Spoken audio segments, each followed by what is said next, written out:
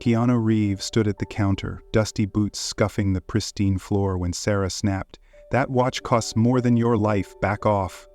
Her smirk faltered as he didn't flinch, just traced the glass with a calm, "It's for someone special." She laughed, loud and sharp, thinking he was some broke drifter crashing her elite world at Elysian Gems in Atlantis Buckhead.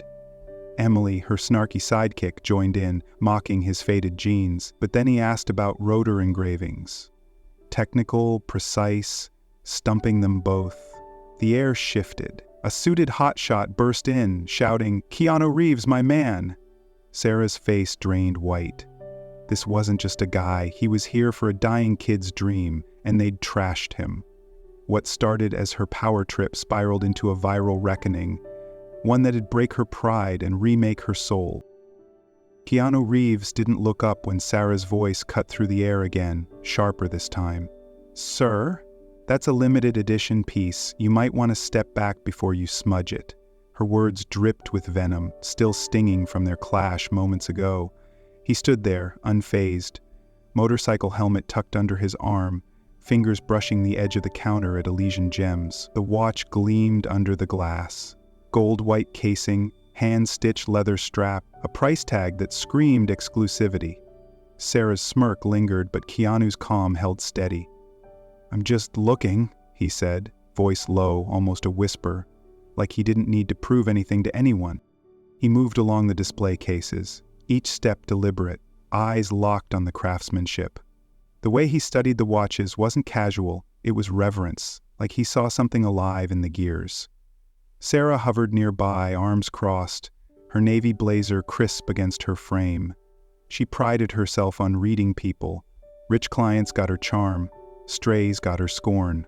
This guy? Jeans frayed at the hems, black tee faded, boots caked with road dust. He didn't belong. Not here, not in her world of polished wealth. She shot a glance at Emily behind the counter, who stifled a laugh and muttered, "Another dreamer who wandered in off the street." Keanu didn't react. He didn't need to. His focus stayed on a sleek chronograph, its blue dial catching the light. "This one's automatic, right?" he asked, tapping the glass lightly. Sarah blinked, caught off guard. Most browsers didn't know terms like that. "Yeah," she said, hesitating. "Self-winding. Swiss movement." He nodded, like he already knew. "What's the power reserve?" She tightened her grip on her iPad, thrown by the question. 48 hours, she answered, clipped. "Nice," he said, almost to himself. "I like how they hum when they're alive." Sarah's jaw tightened. This wasn't how it was supposed to go. He wasn't supposed to know things, technical things. She'd pegged him as a nobody, some guy who'd stumbled into Elysian Gems by mistake, chasing a fantasy he couldn't afford. But now he was peeling back her certainty, layer by layer, without even trying. She forced a smile, thin and brittle. "Can I help you with something specific?" she asked, her tone daring him to admit he was out of his depth. "Just browsing," he replied, same as before, calm as ever. His eyes flicked to her, gentle but piercing, like he saw through her game and chose not to play. He drifted to another case, this one holding a skeleton watch.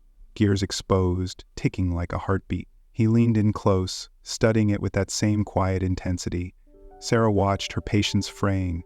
People like him didn't linger, they gawked, got nervous, and left.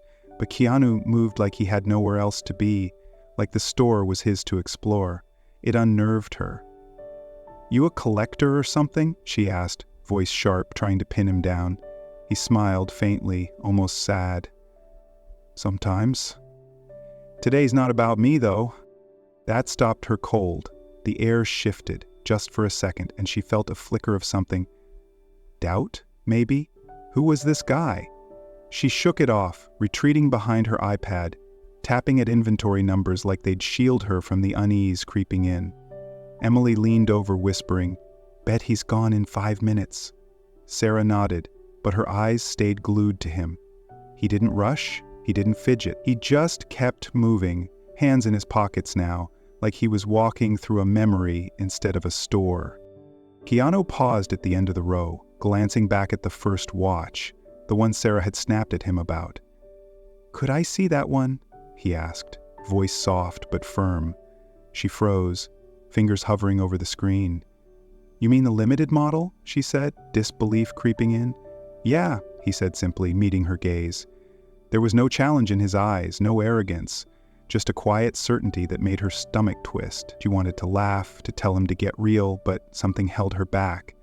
Maybe it was the way he stood there, unapologetic, like he knew something she didn't. Or maybe it was the weight behind his words.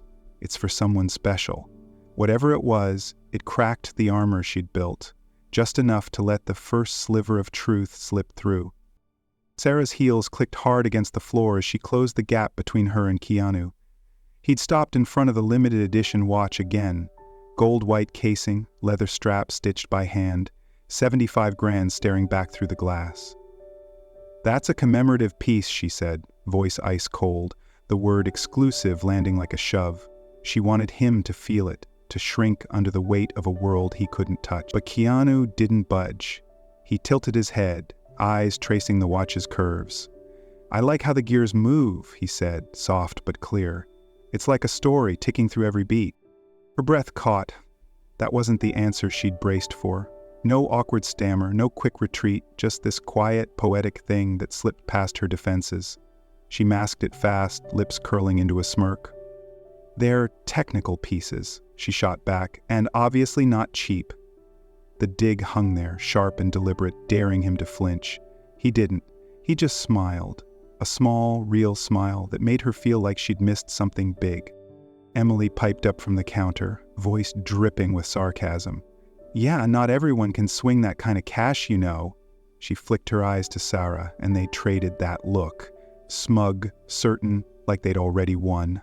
To them, Keanu was a trespasser, some scruffy nobody who'd wandered into Elysian gems by mistake. His jeans were worn thin, his boots scuffed from miles they'd never traveled. He didn't fit the mold of the people Sarah spent her days bowing to, suit-clad tycoons with platinum cards and egos to match. But then he spoke again, and the room tilted. It's automatic, right? He asked, pointing at the watch. Power reserve around 50 hours? Sarah froze, her fingers tightening on her iPad. The question was too specific, too right. Yeah, she said, slower this time. 48 if it's fully wound. He nodded like it was nothing. I like learning about them, he added, voice steady, eyes still on the watch. It wasn't bragging, it was honest, almost tender. Like he was sharing a piece of himself she didn't deserve. That's when the cracks started showing. Sarah's mind raced, pinning him against every rule she lived by. People like him didn't belong here, people who didn't flash wealth, who didn't strut through life with entitlement stitched into their skin. She'd built her world on that truth, serving the elite, polishing their egos while dismissing the rest. He was the rest. Or so she thought. The way he stood there, calm and unbothered, chipped at her certainty. She hated it, hated how he didn't shrink, how he didn't play the part she'd cast him in.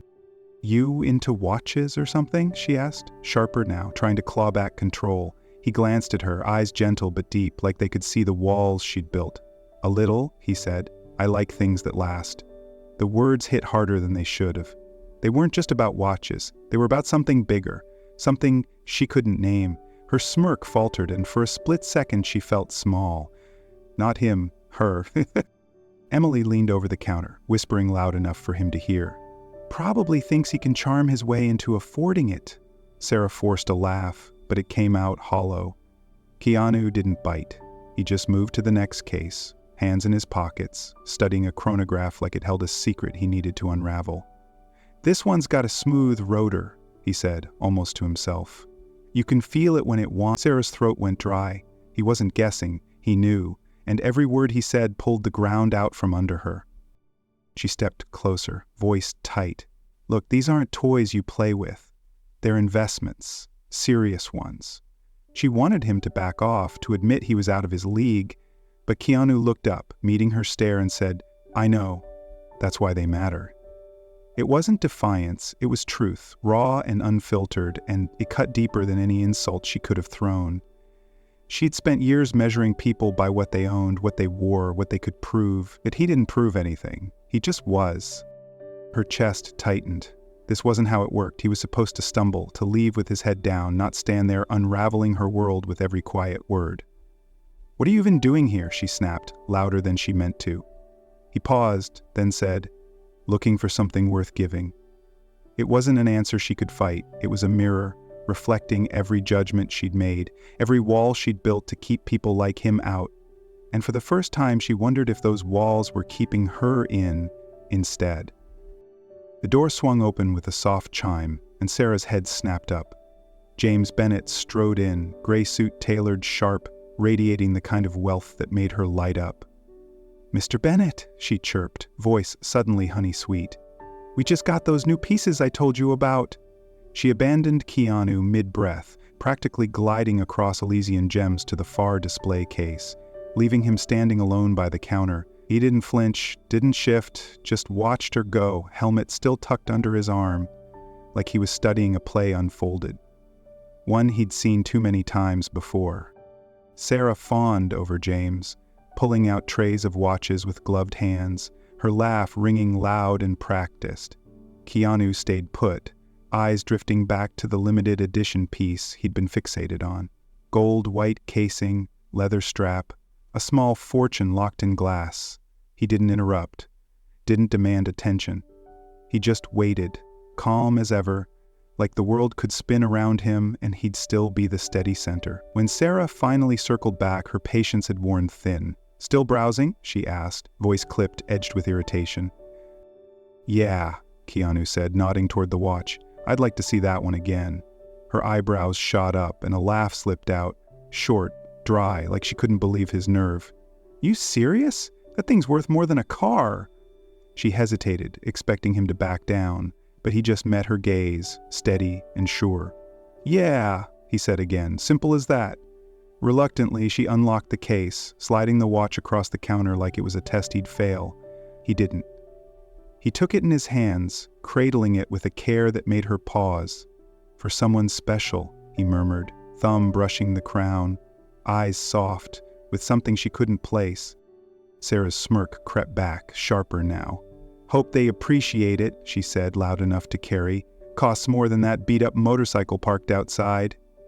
Emily barked a laugh from behind the counter and James glanced over, chuckling like it was a private joke they all shared. Keanu didn't bite, he just looked at her, that faint, sad smile tugging at his lips.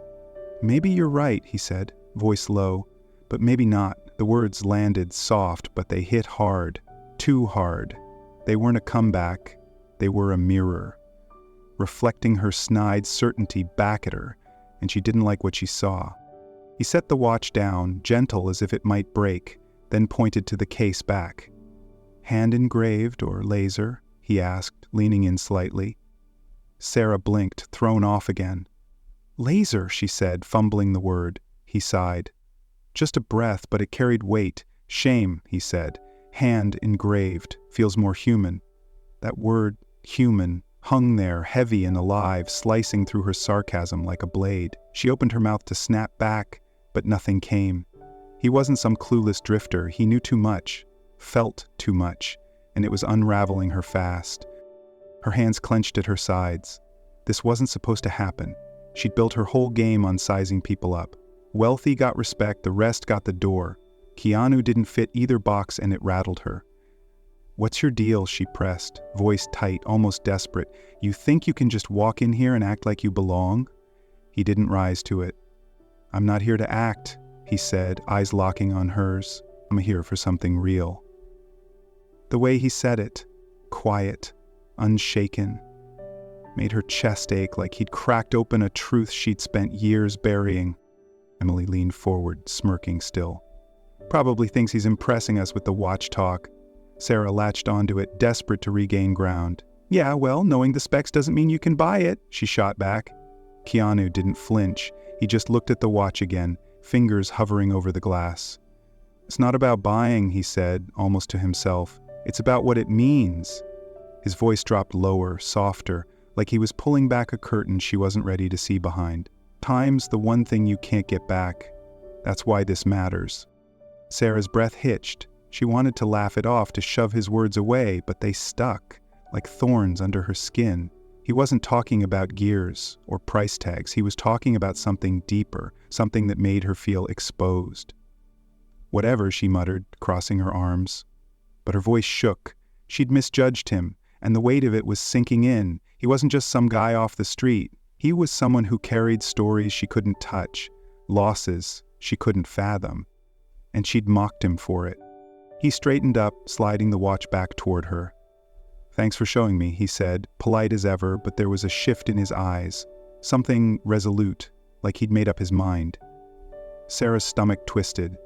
She'd pushed too far, assumed too much, and now the air felt thick with it. He wasn't backing down. He was stepping up, and she wasn't ready for what came next. The door chimed again, cutting through the thick silence, and a voice boomed across Elysian gems. "Keanu Reeves? You're here?" Michael Evans strode in, all easy confidence, navy blazer, wide grin, a man who owned every room he entered. Sarah's head whipped around, her smirk vanishing like smoke. Emily froze mid-laugh, hands gripping the counter. Michael clapped Keanu on the shoulder, laughing. "Still riding that Norton, huh? You never change, man." Keanu cracked a small smile, warm and real, nodding like it was just another day. But for Sarah, the floor tilted hard. She stared, mouth dry, as the pieces slammed together. Keanu Reeves. The Keanu Reeves. Not some drifter, not some dreamer. She'd been tearing into a legend. Her knees went weak, but Keanu didn't notice. He turned back to the watch on the counter, fingers brushing the box Sarah had slid toward him minutes ago when she'd still thought she had the upper hand. "So," Michael said, leaning in, "what's the deal with this one?" His tone was light, but his eyes flicked to Sarah, sharp and curious. Keanu's voice dropped, soft but steady, like he was letting them into a secret. "It's for a kid I met on set," he said. "A little girl, fan of the films. She had this rare condition, couldn't leave the hospital much." He paused, staring at the watch like it held her ghost. "She told me once, if I get better, I want a real watch. One that's beautiful so I can count the time I've got left." Sarah's throat closed up. She couldn't move, couldn't breathe. "She didn't make it," Keanu went on, quieter now. "So I figured I'd get it anyway, leave it with her parents, something to hold on to." The room went still. Even the air felt heavy, pressing down with the weight of what he'd said. Sarah's chest ached, a sharp, sudden pang she couldn't name. This wasn't just a purchase. It was a promise, a piece of kindness carved out of loss. Emily looked down, her earlier snicker dying in her throat, replaced by a shame she couldn't shake. Michael let out a low whistle, shaking his head. "You're something else, man," he said, voice thick. "Always have been." Keanu didn't respond to that.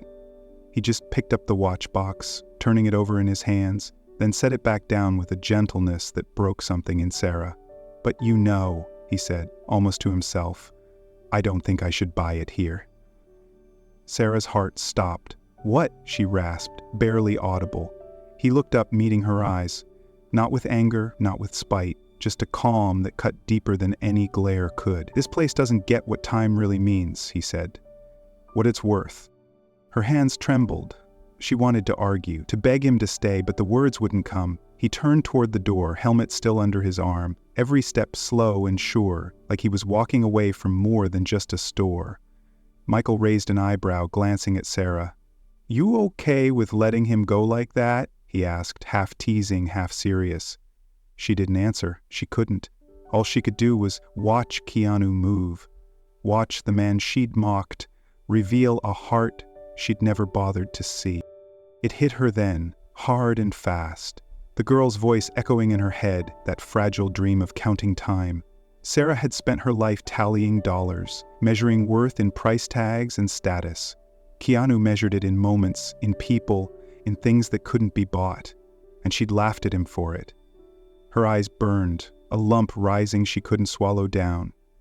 Emily shifted behind the counter, head still bowed, like she felt it too, the weight of being so wrong, so small. Keanu paused near the door, glancing back at the watch one last time. "Thanks anyway," he said, voice gentle, like he didn't hold it against her. But that kindness stung worse than any insult.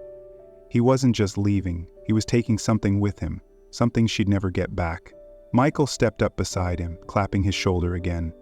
"Let's get out of here," he said, grinning. "You've got better places to be." Keanu nodded, and Just like that, he was heading for the exit, leaving Sarah standing there, unraveling in the wreckage of her own making. She wanted to call out, to stop him, to say something, anything, to claw back the pieces of herself she'd thrown away. But her voice stayed trapped, locked behind the truth she couldn't face. She'd judged a man who carried more in his quiet than she'd ever hold in her hands. And now he was gone, leaving her with nothing but the echo of a little girl's wish and the man who'd tried to keep it alive. Sarah's voice cracked as Keanu reached the door. "Wait," she stammered, hands shaking. You can still buy it." The words tumbled out, desperate and thin, like she could pull him back and undo everything. David Harris, the store manager, burst from the back, tie askew, face flushed with panic. "Mr. Reeves," he said, tripping over himself, "we'd be honored to help you. Please, stay. Anything you need." Keanu paused just for a second, then shook his head. "I don't want favors," he said, voice quiet but firm, cutting through the chaos like a blade. He didn't look back. Michael lingered by the door, arms crossed, watching Sarah and David scramble. He let out a low chuckle, shaking his head. "You don't even know who you just lost," he said, loud enough for the room to hear. Keanu gave up his hotel suite once for a grip who couldn't afford a room, stayed on a couch instead, spent hours mopping a set with a janitor after a shoot, just 'cause he didn't want the guy stuck alone. He pointed at Keanu's retreating figure. "That's who you laughed at. A guy who'd give you the shirt off his back, and you treated him like dirt." Sarah's stomach dropped. The air in Elysian Gems turned sour, thick with the stink of her own arrogance. She'd seen a man in dusty boots and judged him worthless, while he carried a kindness she'd never touched. Michael's words weren't just a story, they were a spotlight, exposing the rot she'd built her world on. Around her, customers shifted, whispering behind their hands. A woman in pearls shot her a glare. A guy in a suit muttered, "Unbelievable." The room wasn't a store anymore, it was a jury, and she was on trial. It wasn't just about Keanu, it was everything he'd peeled open. The way she'd sized people up, handed out respect like it was currency only the rich could earn. She'd sneered at his jeans, his helmet, his quiet, while men like James Bennett got her smiles because their wallets glittered. Now those same customers stared, their judgment cold and heavy, and she felt it. The unfairness she'd fed into, the lie that worth came from what you wore or what you spent. Keanu had walked in with nothing to prove, and she'd made him the fool, only to find out she'd been the clown all along. Emily shrank behind the counter, eyes glued to the floor, her earlier laughs now a ghost haunting her silence. David paced, muttering about damage control, but it was too late. Someone near the window had their phone out, thumbing the screen fast. "This is going viral," the guy said, voice low, like he was narrating her doom. Sarah's heart thudded. She could see it already. The shaky footage of her snapping at Keanu, her smug more than your motorcycle line, his calm tearing her apart. By morning, she'd be that girl from Buckhead, the stuck-up clerk who'd mocked a saint. The whispers grew louder, a buzz that drowned out David's pleas. James Bennett slipped out, avoiding her gaze, like her failure might rub off on him. Other customers followed, leaving the store hollow, its shine stripped bare. Sarah stood frozen, the watch box still on the counter, gold-white casing, leather strap. A dream she'd turned into a punchline. She'd thought she was untouchable, perched above people like Keanu, but now the ground was gone, and she was falling. Michael stepped closer, voice dropping. He didn't even raise his voice, he said, almost sad. "Didn't need to. You did this to yourself." He turned to join Keanu outside, leaving her with that truth like a stone in her chest. She wanted to scream, to rewind, to erase the smirk she'd worn like armor. But the video was out there now, spreading fast. Her words, her laugh, her cruelty laid bare for the world to judge. She'd wanted to feel big, and now she was smaller than ever. The store went quiet, save for the faint hum of the display lights. Sarah's hands trembled as she gripped the counter, nails digging into the wood. She could still hear Keanu's voice, for someone special, and the little girl's wish he'd carried in his hands. She'd mocked a man who'd held on to hope, for a kid who'd lost everything, and now she was the one with nothing left. The customers were gone, the respect was gone. All that remained was the echo of her own voice, sharp and mean, and the man she'd pushed away. A man who'd shown her grace, she didn't deserve, right up until he walked out the door. Sarah barely slept. The next morning, Elysian Gems felt like a tomb, empty, cold, the air heavy with yesterday's wreckage. She stood behind the counter, hands clenched, waiting for the axe to fall. It came with the regional manager, Vivian Clark, a woman whose calm voice masked a steel edge. She didn't waste time. "Sarah," she said, standing in the back office, "you didn't just tarnish this store's name, you forgot the simplest rule. Every person deserves respect." Her words hit like a slap, steady and unsparing. "You're suspended, no pay, you'll take an ethics course. Figure out what you stand for, because this," she gestured at the empty showroom. Sarah's throat burned, but she couldn't argue. The video had exploded overnight. Millions of views. Her snide "more than your motorcycle" line looped endlessly online. Comments called her the buckhead snob, heartless, a disgrace. She'd scrolled through them in the dark, each one a knife twisting deeper. David hovered nearby, avoiding her eyes, his silence louder than any lecture. Emily hadn't spoken to her either, her once sharp tongue now mute with guilt. The store was a ghost town. Customers gone, reputation gutted, all because she'd looked at Keanu Reeves and seen nothing worth seeing. She sat alone in the break room, replaying it all. His quiet for someone special, the little girl's dream he'd carried, the way he'd walked out without a fight. She'd mocked a man who'd held on to hope, for a kid who'd lost everything, and the weight of that crushed her now. Her pride, her armor, her whole damn world. Gone in a viral flash. She'd spent years chasing status, measuring people by their wallets, and now she was the one left empty. Tears welled up, but she choked them back, too raw to let them fall. Then the door buzzed. A delivery guy dropped off a small package. No sender, just her name scrawled on the label. She opened it with trembling hands. Inside was a card, gray and simple, with handwriting she didn't recognize at first.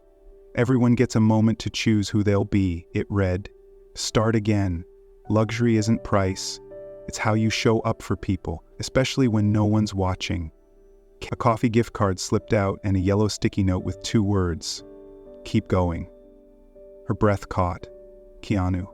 Even after everything, he'd sent this. The tears came then, hot and fast, spilling over her hands, not from shame, not anymore, but from something softer, something fragile. He didn't owe her this. He didn't owe her anything. She'd laughed in his face, belittled him, and here he was, offering her a lifeline. That little girl's voice echoed in her head. "A beautiful watch, to count the time I've got left." And Sarah saw it now. Keanu hadn't just been buying a gift. He'd been honoring a life, a promise, a piece of goodness she'd trampled without a thought. And instead of leaving her to drown, he'd thrown her a rope. She clutched the card, sobs shaking her shoulders. It wasn't just about yesterday. It was about every day before it, every time she'd looked down on someone, every snap judgment she'd made. She'd built a life on being better than, and it had collapsed under her feet. But this tiny gesture from a man she'd wronged, it cracked her open, not to break her, but to let something new in. She didn't deserve it, but he'd given it anyway, and that hurt more than the hate online ever could.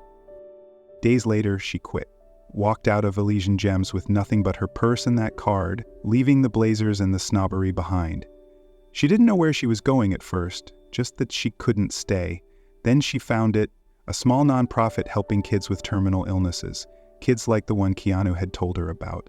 She signed up, started volunteering, pouring herself into something that didn't care about price tags or status. It wasn't easy. Days were long, her hands shook answering phones, her voice broke talking to parents, but it felt real, like she was finally counting time that mattered. Keanu never came back. She didn't expect him to. But his story spread, whispers at first, then headlines, then a quiet legend that rippled through the city. People talked about the man who'd walked into a fancy store, faced down cruelty, and left with his grace intact. They talked about the girl he'd honored, the lesson he'd taught without raising his voice. Sarah heard it everywhere. Coffee shops, bus stops, strangers swapping stories about kindness in a world that too often forgot it. She kept the coffee card in her wallet, a reminder.